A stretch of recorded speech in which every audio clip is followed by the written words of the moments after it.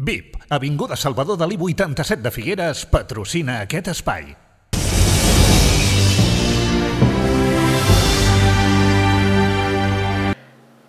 Tal com esperava, l'afició blanc-i-blava en la Unió Esportiva Figueres va sellejar a Sant Feliu de Guíxols el seu bitllet cap a tercera divisió, en imposar-se per 1-4, tot i només necessitar un punt per assolir el títol.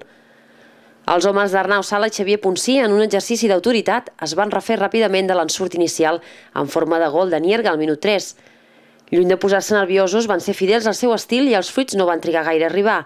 Pol Comte, autor d'un hat-trick, va tornar a posar les coses al seu lloc en 1-1. Als 9 minuts, una bona passada de Cruz va ser aprofitada pel golejador figuerenc per fer la igualada.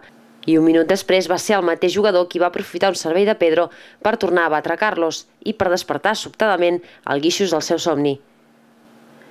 El primer quart d'hora va ser frenètic i Medina podia haver fet el 2-2 al minut 12, però el travesser va rebutjar el seu tir. Després d'aquesta ocasió, el Figueres va decidir que ja n'hi havia prou i va agafar el timó del maig per no deixar-lo anar més. Teixi al minut 20 i 24 no va definir prou bé en dues bones ocasions. Els seus xuts van sortir desviats, però Pol Comte, l'heroi del dia, va finiquitar l'encontre just al llindar de descans, en una acció molt similar al segon gol.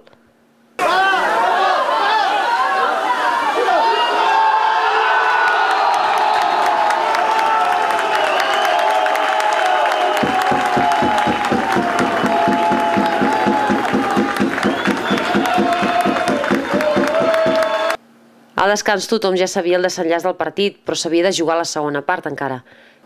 I Murga no va fer gol de pur miracle al minut 56 en una gran rematada.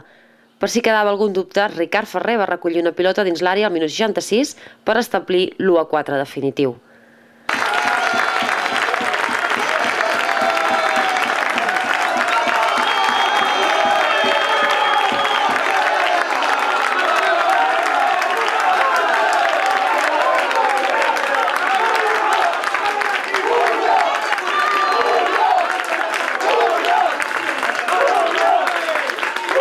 Un cop fet a la feina, només va caldre esperar el xiulet final, que va ser acompanyat d'una explosió de felicitat de jugadors, tècnics, ajudants, directius i familiars, amb les tradicionals remullades en aigua i cava i festa al vestidor.